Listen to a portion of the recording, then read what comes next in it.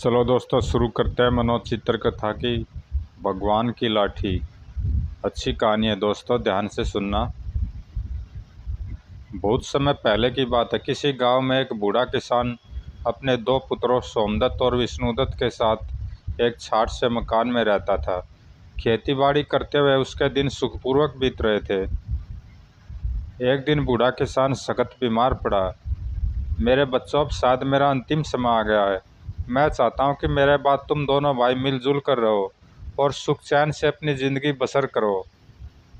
किसी बुरे वक्त के लिए मैंने कुछ असरफियाँ एकत्रित की थी, जिन्हें मैंने घर के पिछवाड़े लगे आम के वृक्ष के नीचे गाड़ रखा है। अब वे तुम्हारे काम आएंगी, लेकिन मेरे बच्चों, मुझसे वादा करो कि उन असरफियों को तुम तभी निकालोगे जब तुम्हें उनकी सख्त ज़रूरत पड़े। हम वादा करते हैं बापू। हाँ, अब मैं चैन से मर सकूँगा। अच्छा मेरे बच्चों, अलविदा। और बूढ़े किसान ने प्राण त्याग दिए। वह बापू, अशरफिया मकान के पिछवाड़े आम के वृक्ष के नीचे और ख़ास ज़रूरत पड़ने पर ही निकालना हूँ। हाय, हम अनार्थ हो गए बापू। सब्र से काम लो बेटा, एक न एक दिन तो सभी को इस नश्वर संसार को छोड़कर जाना है। बेचारा बहुत प्यार करता था अपने पिता से, लेकिन विष्णुदत्त को अपने पिता के मरने का जरा भी दुख नहीं था। उसकी आंखों के सामने तो वे असरफियाँ घूम रही थी, जिन्हें उसका स्वर्गवासी पिता घर के पिछवाड़े गाड़ कर मरा था। आह, जिंदगी भर ऐश कर सकता हूँ, लेकिन नहीं, इसमें तो उस कमकत सोमदत्त का भी हिस्सा है।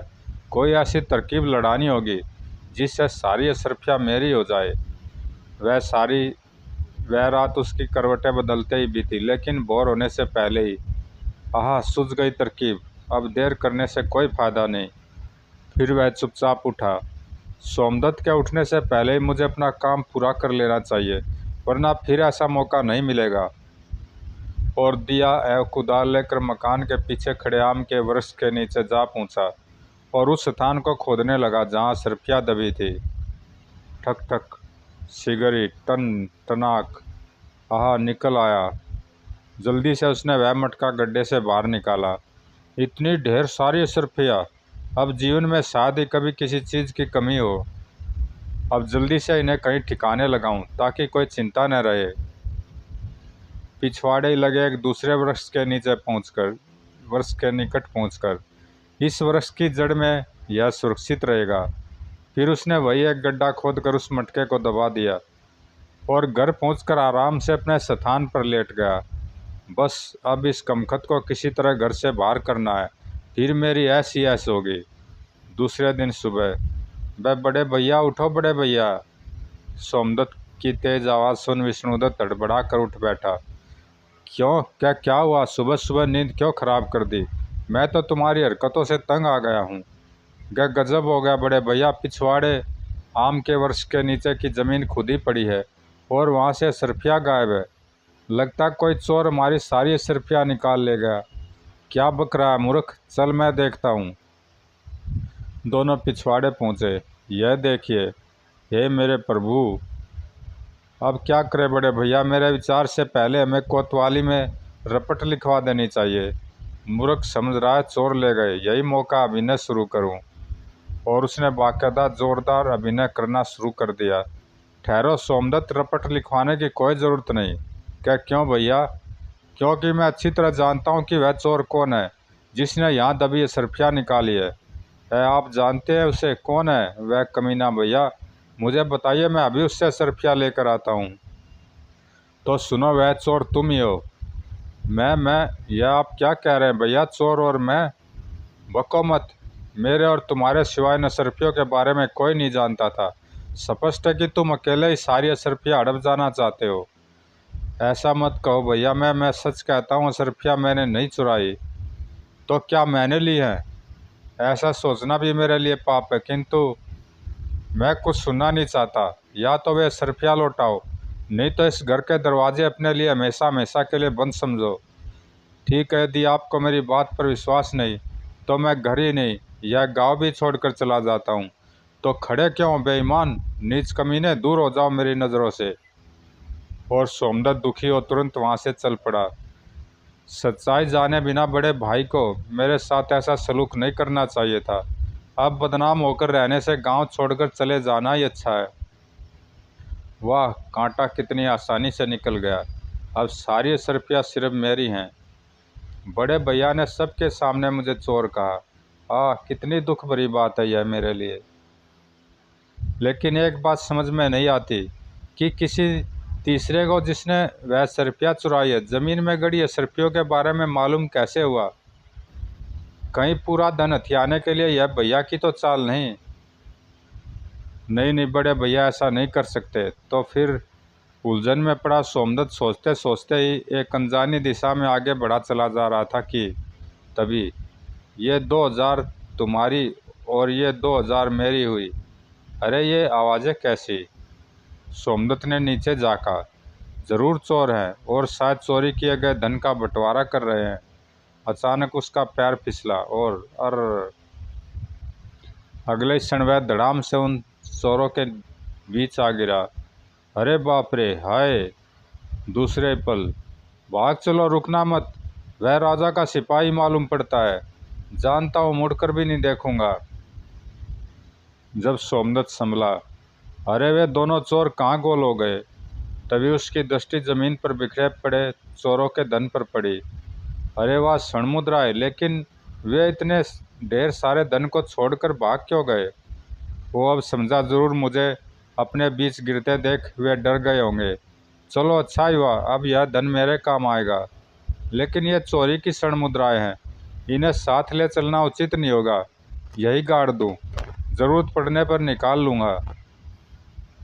और वह पुनः अपने रास्ते पर चल पड़ा। मैंने धन साथ न लेकर अच्छा ही किया। वह धन ही तो था जिसने मुझे मेरे बड़े भाई से अलग कर दिया। इतना ढेर सारा धन मुझे पुनः किसी अन्य विपत्ति में फंसा सकता है। अभी वह कुछ ही दूर चला होगा कि खबरदार, जो कुछ भी है बाहर निकाल दो वरना जान से मार दिए जाओगे। वो लुटेरे मालूम पड़ते हैं। भाइयों, मैं तो खुद एक मुसीबत का मारा गरीब आदमी हूँ। मेरे पास भला धन कहाँ से आएगा? झूठ बोल रहा है, तलाशी लो इसकी। जो आज्ञा सरदार। किंतु तलाशी लेने के पश्चात जब वास्तव में उन्हें सोमदत्त से कोई कीमती वस्तु प्राप्त नहीं हुई तो सरदार क्रोध से भर उठा। ले चलो इसे अड्डे पर। देवी माँ इसकी बलि पाकर प्रसन्न होगी और हमें उसके वरदान से ढेर सारा धन मिलेगा। मारे गए, यह तो सोचा ही नहीं था। फिर सभी डाकू से लेकर अपने अड्डे की ओर चल पड़े। परंतु उनके अड्डे पर पहुंचते पहुंचते सोमदत्त को एक उपाय सूझ ही गया। अड्डे पर पहुंचने के बाद, अगर तुम मुझे अपने दल में शामिल कर लेने का वचन दो तो मैं तुम्हें 4000 स्वर्ण मुद्राओं का पता बता सकता हूँ। 4000 स्वर्ण मुद्राएं? क्या? यदि तुम सच कह रहे हो तो हमें तुम्हारी शर्त मंजूर है। जल्दी से उन स्वर्ण मुद्राओं का पता बताओ। रात होने वाली है, इस समय वहाँ जाना ठीक नहीं होगा। कल मैं खुद तुम्हें वहाँ ले चलूँगा। ठीक है, लेकिन खबरदार हमारे साथ कोई चालाकी करने की कोशिश न करना, वरना अंजाम की तुम कल्पना भी नहीं कर पाओगे। निश्चिंत रहो, मुझसे तुम्हें कोई धोखा नहीं होगा। तुम्हारे साथ रहकर तो मुझे उससे भी ज़्यादा धन प्राप्त हो सकता है। फिर तो सोमदत्त की खूब खातिरदारी हुई। वह क्या स्वादिष्ट व्यंजन है! कुछ और चाहिए तो निसंकोच मांग लेना। ज़रूर ज़रूर। खाना खाने के बाद वह आराम से सो गया। खुर खुर। देख साला कितने मज़े से खराटे भर रहा है, जैसे अपने ससुराल में हो। चिंता मत करो, कल यदि इस उल्लू की बात सही साबित नहीं हुई तो सरदार इसका सिर काट कर इसे हमेशा के लिए सुला देगा। अगले दिन, वह देखो, उस वृक्ष के नीचे ही वे स्वर्ण मुद्राएं दबी हैं। कमकतो, खड़े खड़े मेरा मुंह क्या देख रहे हो? जल्दी खोदो इस जगह को और निकाल लो 4000 स्वर्ण मुद्राएं। कुछ दिन और आज़ादी की ज़िंदगी जी लो शैतानो, फिर तो बाकी की ज़िंदगी तुम्हें कारावास में ही सड़ सड़ कर गुजारनी है। तुरंत सरदार के आदेश का पालन हुआ। शीघ्र ही आहा, मिल गया। वह 4000 स्वर्ण मुद्राएं। स्वर्ण मुद्राओं को एक थैली में भरकर वे अड्डे की ओर लौट चले। स्वर्ण मुद्रा एक प्रकार से मेरे तो काम ही आई, लेकिन मैं ज़रूर इनके लिए जल्द ही मौत का कारण बन जाऊंगा। कुछ दिनों बाद सभी स्वर्ण मुद्राएं खत्म हो चुकी है। अब चलो कहीं चलकर लूटपाट करें। कोई फायदा नहीं होगा सरदार। क्या मतलब? मतलब यह कि गांव को लूटने की बजाय अगर हम राजा के खजाने को लूटे तो ज़िंदगी भर कुछ करने की ज़रूरत नहीं रह जाएगी। क्या बक रहे हो? राजा के खजाने को लूटना तो दूर, हम उसके दर्शन भी नहीं कर सकेंगे। हाँ, इस चक्कर में हम सब जेल की हवा ज़रूर खाते दिखाई देंगे। मैं ऐसा सोचने की भी मूर्खता नहीं करूँगा। तुम तो अभी से घबरा गए सरदार, मेरी योजना तो तुमने सुनी ही नहीं। क्या है तुम्हारी योजना? अपना कान इधर लाओ। फिर सोमदत्त उसे अपनी योजना समझाने लगा। पूरी योजना सुनने के पश्चात सरदार का चेहरा प्रसन्नता से खिल उठा। इस काम में खतरा तो है, किंतु अगर तुम्हारी योजना सफल हो गई तो हम सबकी बाकी की ज़िंदगी ऐशो आराम से गुजरेगी। मेरी योजना अवश्य सफल होगी सरदार, लेकिन अपना काम अंजाम देने के लिए मुझे आज रात ही राजमहल पहुंचना होगा। तब तुम अभी यहाँ से रवाना हो जाओ। कुछ ही देर बाद, अच्छा मैं चलता हूँ सरदार, लेकिन ध्यान रखना 2 दिन बाद रात के दूसरे पैर तुम्हें महल के पिछवाड़े पहुँचना है। चिंता न करो सोमदत्त, जागीरा अपने दल बल के साथ ठीक समय पर तुम्हें वहाँ इंतजार करता हुआ मिलेगा। फिर सोमदत्त ने अपना घोड़ा राजमहल की ओर सरपट दौड़ा दिया। सचमुच यह तो काफ़ी काम का आदमी निकला। उधर राजमहल में, ओफ जागीरा डाकू, मैं पूछता हूँ महामंत्री जी, आखिर आज तक वह पकड़ा क्यों नहीं गया, जबकि पूरा देश उससे आतंकित है। मैं अपनी ओर से पूरी चेष्टा कर रहा हूँ महाराज, वह दुष्ट जल्द से जल्द आपको कारागार में नजर आएगा। यही सब सुनते सुनते हमारे कान पक गए हैं। सुनिए, हम आपको 7 दिन का समय और देते हैं। अब भी यदि जागीरा पकड़ा नहीं गया तो आपको पदच्युत कर दिया जाएगा। अब आप जा सकते हैं। यह आप क्या कह रहे हैं महाराज? हम कुछ सुनना नहीं चाहते। जाइए और उसे पकड़ने की अपनी कार्यवाही को और तेज कीजिए। जो आज्ञा महाराज। परंतु इससे पहले कि महामंत्री वहां से प्रस्थान करता, द्वारपाल वहां आ पहुंचा। महाराज की जय हो महाराज, एक व्यक्ति डाकू जागीरा के संबंध में आपसे तुरंत मिलना चाहता है। ओ, उसे तुरंत यहाँ लाओ। जो आज्ञा महाराज। कुछ ही देर बाद वह सोमदत्त के साथ वहाँ पुनः हाजिर हुआ। महाराज को मेरा प्रणाम, मुझे सोमदत्त कहते हैं महाराज। ओह, कितना सुंदर और बलिष्ठ है यह युवक, बिल्कुल राजकुमारों जैसा। कहो नौजवान, तुम जागीरा के संबंध में हमसे क्या बात करना चाहते हो? क्षमा करें महाराज, इस संबंध में मैं आपको एकांत में ही बता सकता हूँ। अरे दुष्ट, जानते नहीं कि यहाँ राज्य के सभी सम्मानित और विश्वास पात्र व्यक्ति मौजूद है। जो कहना चाहते हो यहीं सबके सामने कहो। ठहरिए महामंत्री जी, यदि यह हमसे एकांत में बातें करना चाहता है तो हम इससे एकांत में ही बात करेंगे। आप सब लोग जाइए, हम दरबार बर्खास्त करते हैं। जैसा आप उचित समझे महाराज। बेटी तुम भी जाकर अब आराम करो। जी पिताजी। सबके जाने के बाद, अब कहो नौजवान, क्या कहना चाहते हो तुम? जागीरा की गतिविधियों के बारे में जानने के लिए हम अत्यंत व्याकुल हैं। तब सोमदत्त ने उन्हें सारा किस्सा सुनाते हुए कहा, महाराज, एक तरह से मैंने उसे अपने जाल में फांस लिया है। बस उसे व उसके साथियों को पकड़ने के लिए अब मुझे आपके सहयोग की आवश्यकता है। बहुत खूब नौजवान, हम तुम्हारी चातुरता एवं साहस से अत्यंत प्रसन्न हुए। उन भयानक दस्युओं को पकड़ने के लिए हम तुम्हारे साथ हर प्रकार का सहयोग करने के लिए तैयार हैं। कहो हमें क्या करना होगा? परसों रात मेरी जगह आपको महल के पिछवाड़े में रहना होगा। वहाँ जागीरा अपने साथियों के साथ आएगा। आपको देखकर वह यही समझेगा कि मैं ही आपके रूप में, यानी आपके चेहरे का मुखौटा लगाकर वहाँ खड़ा हूँ। भला वह ऐसा क्यों समझने लगा? यह मेरी बनाई हुई योजना है महाराज। मैं जागीरा को समझा कर आया हूँ कि आपको कब्जे में करने के पश्चात मैं उन्हें आपके ही भेष में महल के पिछवाड़े मिलूँगा। उसी ने मुझे आपके चेहरे का मुखौटा भी दिया है, यह देखिए। वो तो यह बात है, आगे बताओ। तब सोमदत्त अपनी आगे की योजना समझाते हुए बोला, फिर आप उन्हें खजाने का लालच देकर उस कमरे में ले जाइएगा जहाँ पहले से ही आप द्वारा तैनात कुछ सैनिक उन्हें दबोचने के लिए तैयार हो। और बस आगे मैं सब समझ गया। वास्तव में तुम्हारा दिमाग दाद देने योग्य है।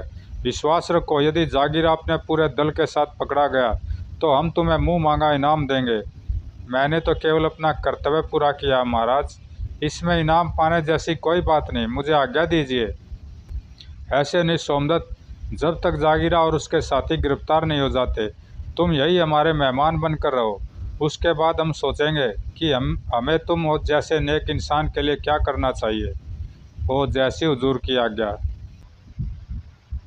2 दिन पश्चात रात के दूसरे पहर जब जागीरा अपने साथियों के साथ महल के पिछवाड़े पहुंचा, वह देखो सरदार कोई मसाल लिए खड़ा है। वेशभूषा भी राजा जैसी ही है। मसाल का जलना और उसकी वेशभूषा जाहिर करती है कि वह सोमदत्त ही है। वह इसका मतलब है कि वह अपने उद्देश्य में सफल हो गया है। बिल्कुल, मसाल जलाकर संकेत दो। अभी लो सरदार। सरदार के आदेश पर एक ने मसाल जला दी। जब राजा जयसिंह की दृष्टि दूर उस जलती मसाल पर पड़ी, वह जलती मसाल से संकेत दे रहा है। सोमदत्त के कहे अनुसार वह जागीरा और उसके साथी होने चाहिए, यानी वे वास्तव में खजाने को लूटने यहाँ पहुँचे हैं। बहुत खूब, मुझे भी अब जवाबी संकेत देना चाहिए ताकि सोमदत्त की योजना सफलतापूर्वक पूरी हो सके। जवाबी संकेत मिलते जागीरा सहित सभी डाकू जयसिंह के करीब पहुँच गए। सोमदत्त, तुमने तो वास्तव में कमाल कर दिया। क्या सब ठीक ठाक है? कहीं कोई गड़बड़ी तो नहीं हुई? बिल्कुल भी नहीं सरदार। राजा अपने कमरे में बेहोश पड़ा है और खजाने तक के मार्ग में आने वाले सभी सैनिक भी इसी समय मेरी सुंघाई दवा से बेहोशी की नींद सो रहे हैं। फिर भी यदि कोई खतरा पेश आया तो राजा का यह चेहरा हमारे काम आएगा। तो फिर जल्दी से हमें खजाने तक ले चलो। ठीक है, मेरे पीछे चले आओ। हम उस गुप्त मार्ग से महल के भीतर प्रविष्ट होंगे। और राजा जयसिंह उन्हें साथ लेकर महल के पिछवाड़े दीवार पर मौजूद एक गुप्त मार्ग को खोलकर भीतर प्रविष्ट हो गया। बेवकूफ़ समझ रहे हैं कि मैं सोमदत्त हूँ? हाँ हाँ, कुछ ही देर बाद आंखें खुल जाएंगी। विभिन्न गुप्त मार्गों से गुजरने के पश्चात राजा जयसिंह एक बंद कमरे के सामने जाकर रुका। क्या खजाना इसी कमरे के भीतर है? हाँ, मैंने पहले ही ताला खोल रखा है। भीतर जाओ और जल्दी से जल्दी जितना खजाना समेट सको समेट लो। मैं यही खड़ा निगरानी करता हूँ। ठीक है, चलो साथियों, अब मज़ा आएगा। जागीरा समेत सभी डाकू जैसे ही धड़धड़ाते हुए उस कमरे के भीतर प्रविष्ट हुए। अरे, कमरे में तो घटाघोप अंधेरा है, कुछ भी दिखाई नहीं दे रहा। जगह मसाल जलाओ। परंतु जागीरा के साथी द्वारा मसाल जलाए जाने से पूर्व हुई एक साथ कई मसाले वहाँ जल उठी और चारों ओर तेज प्रकाश फैल गया। उफ, धोखा, भागो। बे बाप रे सैनिक! अरे सैनिकों, गिरफ्तार कर लो सभी दुष्टों को। यदि कोई भागने की कोशिश करे तो मार डालो। खचाक! हाय! तुरंत सारे सैनिक डाकुओं पर टूट पड़े। उफ, खचाक! हाय मरा। कुछ एक डाकू किसी तरह अपनी जान बचाकर उस कमरे से बाहर निकलने में सफल हुए भी तो उन्हें बाहर खड़े जयसिंह और सोमदत्त ने आड़े हाथों ले लिया। भागकर कहाँ जाते हो शैतानों? पहले मुझसे तो दो दो हाथ करते जाओ। उफ। और शीघ्र ही कुछ ही देर की मुठभेड़ के पश्चात बचे खुचे डाकुओं ने भी हथियार डाल दिए। उनमें स्वयं जागीरा भी था। ले जाओ इन्हें और कारागार में डाल दो। कल ही दरबार में इनका फैसला किया जाएगा। ले चलो। उफ, कितना बड़ा धोखा किया इस शैतान के बच्चे सोमदत्त ने हमारे साथ। अगले दिन दरबार में सभी दरबारियों व मंत्री गणों से विचार विमर्श करने के बाद राजा जयसिंह ने उन सभी दस्युओं के लिए एक ही सज़ा सुनाई। इन सभी खूने दस्युओं को हम सजाए मौत देते हैं। सैनिकों, ले जाओ इन्हें और अगली अमावस्या के दिन इन सभी को फांसी पर लटका देना। आदेश मिलते सैनिक उन डाकुओं को मारते पीटते वहाँ से लेकर चल दिए। दया महाराज, दया करो। उसके बाद राजा जयसिंह सोमदत्त से मुखातिब होते हुए बोले, तुम्हारी बहादुरी से मति प्रसन्न हुए सोमदत्त। आज से हम तुम्हें अपना सेनापति नियुक्त करते हैं। धन्य भाग मेरे महाराज, जो मुझे प्रजा व देश की सेवा करने का अवसर मिला। उधर विष्णुदत्त बाप की गाढ़ी मेहनत की कमाई को बुरे कामों में बर्बाद कर रहा था। विष्णुदत्त, तुम आज फिर हार गए। अब तो सब कुछ खत्म हो गया। चलूं, वरना यह खिल्ली उड़ाने से भी बाज नहीं आएंगे। शीघ्र ही उसे उधार मांगने तक की नौबत आ गई। दीनू भाई, 280 रुपया उधार दे दो। बहुत जल्द ही मैं तुम्हें ब्याज समेत चुका दूंगा। एक जुआरी 280 रुपयों का क्या करेगा, यह मैं अच्छी तरह से जानता हूँ। इसलिए मैं तुम्हें अपनी हलाल की कमाई हराम करने के लिए हरगिज नहीं दे सकता। भागो यहाँ से। नहीं, मुझ पर विश्वास करो। परंतु उसे विष्णु जैसे व्यक्ति पर जरा भी दया नहीं आई और खटाक! मैंने अपना सारा धन बुरे कामों में गंवा दिया। अब क्या करूं? 2 दिन से कुछ खाया भी नहीं। इस गांव में तो सभी मुझसे और मेरी आदत से अच्छी तरह परिचित है, अतः कोई खाने को तो दूर मजदूरी करने का काम भी देना पसंद नहीं करेगा। किसी दूसरे गांव अथवा शहर में जाकर ही कोशिश करनी होगी, वरना एक दिन भूखा ही मर जाऊंगा। इस तरह चलता चलता वह उसी नगर में पहुंचा जहां का सेनापति उसका छोटा भाई सोमदत्त था। सेठ जी, कोई काम मिलेगा? तुम तो चेहरे से ही कोई चोर उचक्के लगते हो। भला तुम्हें कोई क्या काम देगा? मुझे तो माफ़ करो भाई और जाओ यहाँ से। उफ, लगता है यहाँ भी ईमानदारी का कोई काम मिलने वाला नहीं। अब तो पेट भरने के लिए मुझे चोर उचक्का ही बनना पड़ेगा। अरे अभी भी यहाँ खड़ा, चल भाग यहाँ से। यदि इसकी यह थैली मेरे हाथ लग जाए तो। तभी हाय, मैं लुट गया, पकड़ो चोर चोर। सारा माजरा समझकर सेठ के साथ साथ लोगों की भीड़ भी विष्णुदत्त का पीछा करने लगी। चोर चोर, पकड़ो पकड़ो। भागते भागते विष्णुदत्त निकट के जंगल में प्रविष्ट हो एक पेड़ पर चढ़ गया। कमकत पता नहीं किधर छिप गया। इस घने जंगल में अब उसको ढूंढ पाना संभव नहीं। मेरे विचार से अब लौट चलना होगा। हाय, कितना मूर्ख हूँ मैं, उसे देखते ही क्यों न सावधान हुआ। शुक्र है जान बच गई, पकड़ा जाता तो ये शायद मार मार कर मेरा कचूमर ही निकाल देते। और यह भी श्योंग ही था कि इधर विष्णुदत्त ने जयसिंह के राज्य में पहुंचकर पहली वारदात की और उधर जयसिंह के पड़ोसी देश ने उसी दिन उस देश पर आक्रमण किया। शाबाश सैनिकों, बड़े चलो, जीत हमारी ही होगी। महाराज, एक बुरी खबर है, पड़ोसी देश के राजा मानसिंह ने हमारे देश पर आक्रमण कर दिया है। क्या? तभी सेनापति सोमदत्त भी वहां पहुंचा। यह सच है महाराज, अगर जल्दी इस आक्रमण का मुंह तोड़ जवाब न दिया गया तो। ओ सेनापति जी, आप तुरंत सेना लेकर उनका मुकाबला कीजिए, हम भी आपके पीछे आते हैं। सेवक के होते हुए आपको परेशान होने की कोई आवश्यकता नहीं महाराज। यह सेवक उन्हें ईंट का जवाब पत्थर से देगा। आज्ञा दीजिए, मैं अभी जाकर दुश्मनों के दांत खट्टे करता हूँ। हम तुम्हारे जवाब से प्रसन्न हुए सेनापति। जाइए, हमारी शुभकामनाएं आपके साथ हैं। आह, कितना बहादुर है वह। प्रभु उस बहादुर की रक्षा करना और उसे इस युद्ध में जीत प्रदान करना। हमारी बेटी बड़े गौर से उसे जाते हुए देख रही है। वो शायद ईश्वर से उसके लिए कुछ प्रार्थना भी कर रही है कहीं। ओ युद्ध स्थल में सोमदत्त अपने सैनिकों के साथ दुश्मनों पर बिजली बनकर टूट पड़ा। उफ, आई, हाय मरा। सोमदत्त की तलवार बिजली किसी जिस तेजी के साथ दुश्मनों की गर्दनें गाजर मूली के समान काट रही थी, वह देखते ही बनता था। शीघ्र ही दुश्मन मैदान छोड़कर भाग खड़े हुए। भागो और अपनी जान बचाओ, इनसे मुकाबला करना असंभव है। और जब विजयी सेनापति सोमदत्त महल पहुंचा, जिस तरह तुमने दुश्मनों को खदेड़ा है, हम उससे बहुत प्रसन्न हुए सेनापति सोमदत्त। मुझे विश्वास है कि तुम्हारे रहते फिर कोई दुश्मन हमारे देश पर आक्रमण करने का साहस नहीं करेगा। इज्जत अफजाई का शुक्रिया महाराज। मेरे प्राण मेरे देश की अमानत है, जिसे मैं देश पर हर समय कुर्बान करने के लिए तत्पर रहूँगा। आहा, ईश्वर ने मेरी सुन ली। बहुत खूब सेनापति, हम तुम्हारी देशभक्ति से अत्यंत प्रसन्न हुए। हम तुम्हें इस जीत की खुशी में एक इनाम देना चाहते हैं, ऐसा इनाम जिसे पाकर तुम अवश्य प्रसन्न होगे। दुश्मनों से देश को बचाना मेरा कर्तव्य था महाराज, फिर इनाम कैसा? तुम गलत समझे सोमदत्त, हम अपनी बेटी निशा की बात कर रहे हैं। क्या तुम हमारी बेटी से विवाह करके हमें धन्य करोगे? सुनकर सोमदत्त बुरी तरह बौखला उठा।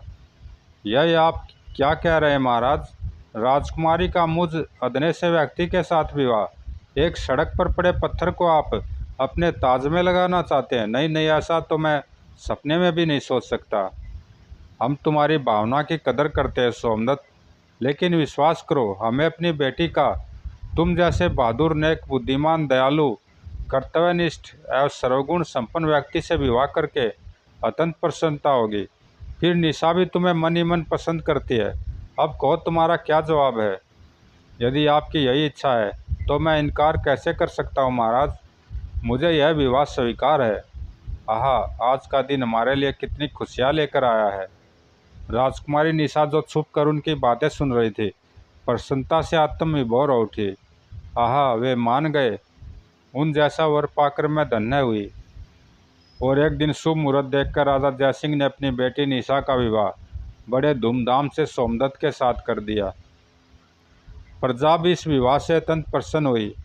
लेकिन विवाह के कुछ दिनों बाद ही, बेटे सोमदत्त, अब हम बूढ़े हो चुके हैं, अतः चाहते हैं कि राज्य की बागडोर अब तुम संभाल लो, ताकि हम अपने अंतिम समय से पहले तीर्थ भ्रमण करके मोक्ष प्राप्त कर सके। लेकिन महाराज, मैं तो राज कार्य के विषय में कुछ भी नहीं जानता। धीरे धीरे सब जान जाओगे बेटे। तुम जैसे बुद्धिमान व्यक्ति को कुछ भी सीखने समझने में ज़्यादा समय नहीं लगेगा। इनकार मत करो बेटे। ठीक है महाराज, जैसा आप उचित समझे। और अगले ही दिन, महाराज सोमदत्त की जय हो, महाराज जय सिंह अमर रहे, रानी निशा जिंदाबाद। दूसरे दिन राजा जय सिंह ने सोमदत्त, बेटी निशा और प्रजा से तीर्थ यात्रा पर जाने के लिए जब विदा ली, मुझे आशीर्वाद दीजिए पिताजी कि मैं राज कार्य को सुचारू रूप से चला सकूं और प्रजा के हितों की रक्षा करते हुए अपने धर्म और कर्तव्य का पालन कर सकूं। मुझे भी अपने पति की मान मर्यादा हमेशा बनाए रखने के लिए आशीर्वाद दीजिए पिताजी। मेरा आशीर्वाद हमेशा तुम्हारे साथ है मेरे बच्चों। उठो और मुझे प्रसन्नतापूर्वक विदा करो। उसके बाद राजा जयसिंह तीर्थ यात्रा पर चले गए और सोमदत्त सुचारू रूप से राजपाट चलाने लगा। परंतु राजपाट संभालने के कुछ ही माह पश्चात सर्वप्रथम जो समस्या सोमदत्त के सामने आई, वह थी विष्णु चोर की, जो उसी का सगा भाई विष्णुदत्त था और अब तक एक नामी या दुर्दांत चोर बन चुका था। दुहाई हो महाराज, हमें विष्णु चोर के जुल्मों से मुक्ति दिलाए। हाँ महाराज, यदि जल्द से जल्द उसे पकड़ा न गया तो एक दिन वह हमारे घरों तक को चोरी करके ले जाएगा। विष्णु चोर ने हमारा सुख चैन, रातों की नींद, सब कुछ हराम कर रखा है। अब उसे जल्द से जल्द पकड़ने का कोई उपाय कीजिए महाराज, वरना हमारा जीना दुभर हो जाएगा। सुन रहे हैं आप महामंत्री जी, आपके रहते हुए विष्णु चोर हमारी प्रजा पर क्या क्या जुल्म कर रहा है। सचमुच बड़े शर्म की बात है यह हमारे लिए। मुझे सबब भी उसके अब तक न पकड़े जाने का दुख है महाराज, लेकिन हम कोई सफाई नहीं सुनना चाहते महामंत्री जी। चाहे जैसे भी हो, उसे जल्द से जल्द पकड़कर हमारे सामने पेश कीजिए, ताकि हम अपने धर्म का पालन करते हुए प्रजा के साथ पूरा इंसाफ कर सके।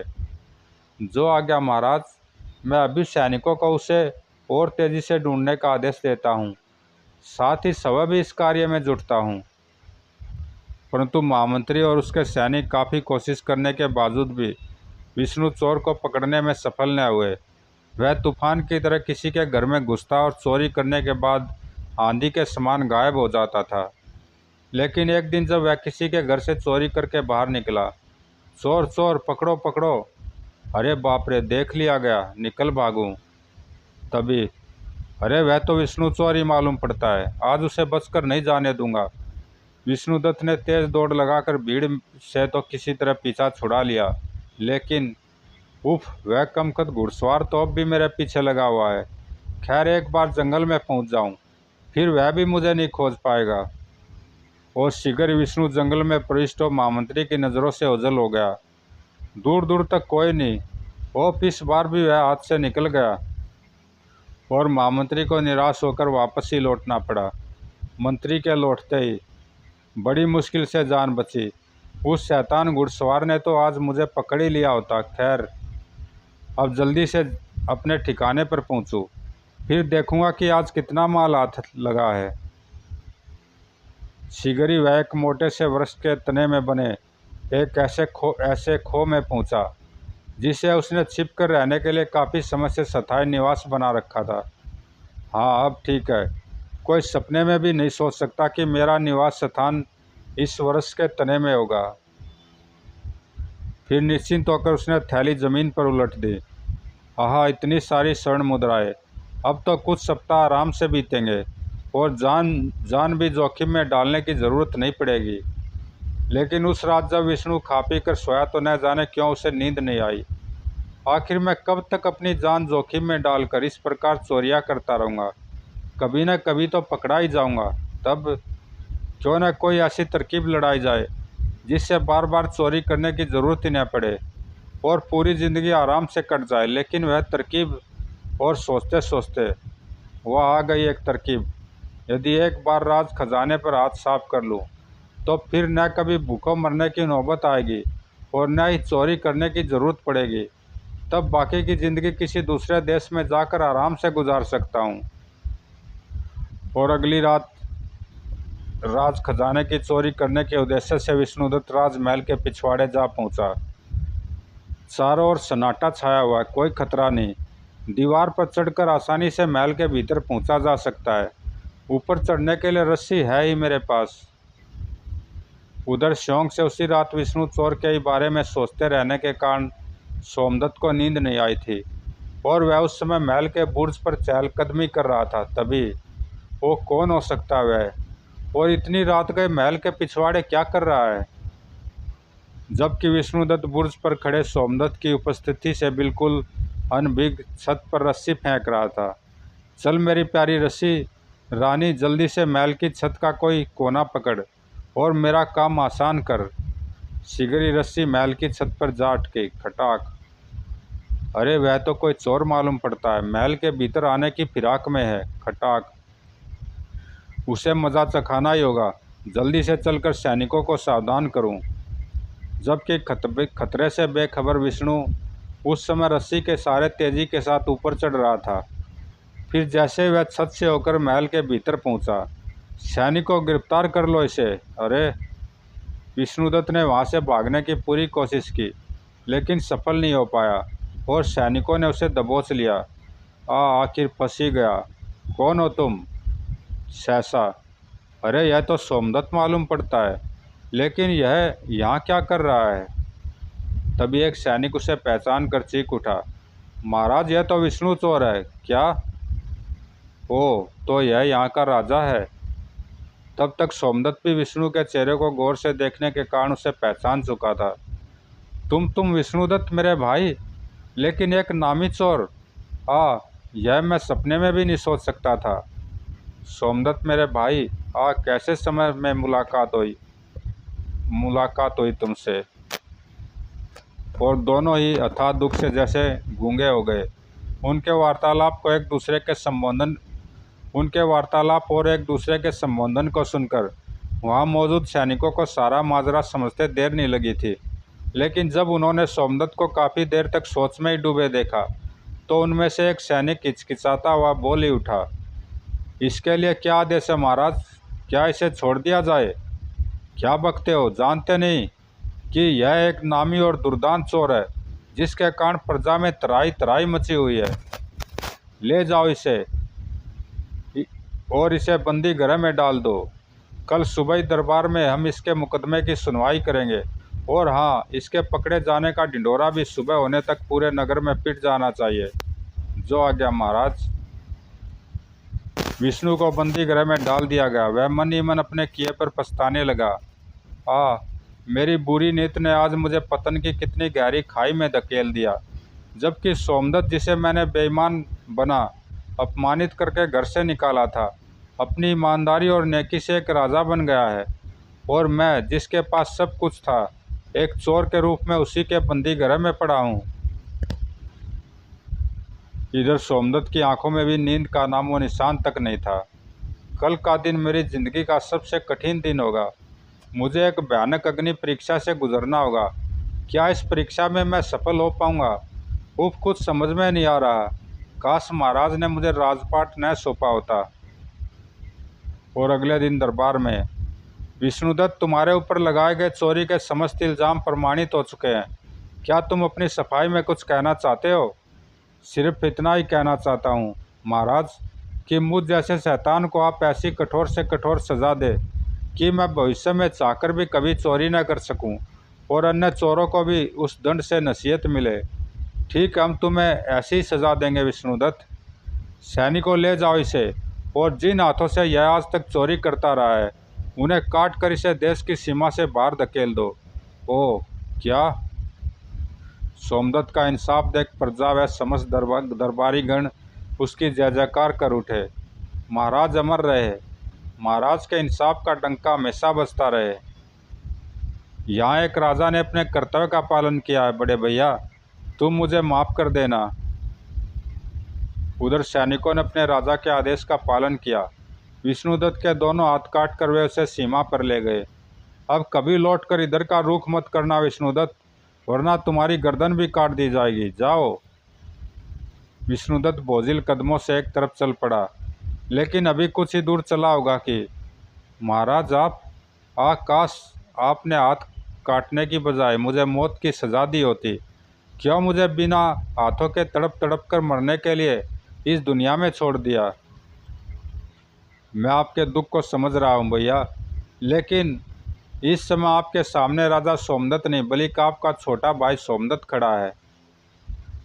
एक राजा ने तो एक चोर को उचित सजा देकर अपने कर्तव्य और धर्म का पालन किया, अब एक भाई अपने भाई के पास अपने धर्म और कर्तव्य का पालन करने के लिए आया है। मैं कुछ समझा नहीं सोम। मैं जानता हूँ भैया कि दोनों हाथ कटने के बाद आप कोई भी काम नहीं कर पाएंगे, इसलिए मैं आपके लिए कुछ धन लाया हूँ। इस थैली में 5 सहस्त्र स्वर्ण मुद्राएं हैं, जो मेरी अपनी मेहनत की कमाई है। मुझे विश्वास है इतने धन से आप किसी दूसरे देश में आराम की ज़िंदगी बसर कर सकेंगे।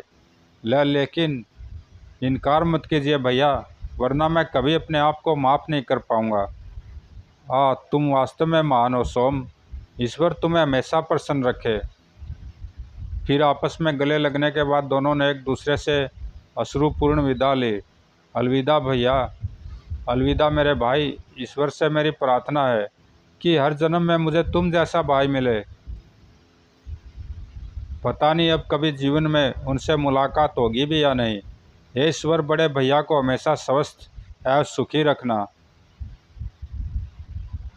समाप्त दोस्तों, अच्छी कहानी थी। ज़रूर लाइक सब्सक्राइब करना, कमेंट में बताना कैसी लगी। धन्यवाद दोस्तों।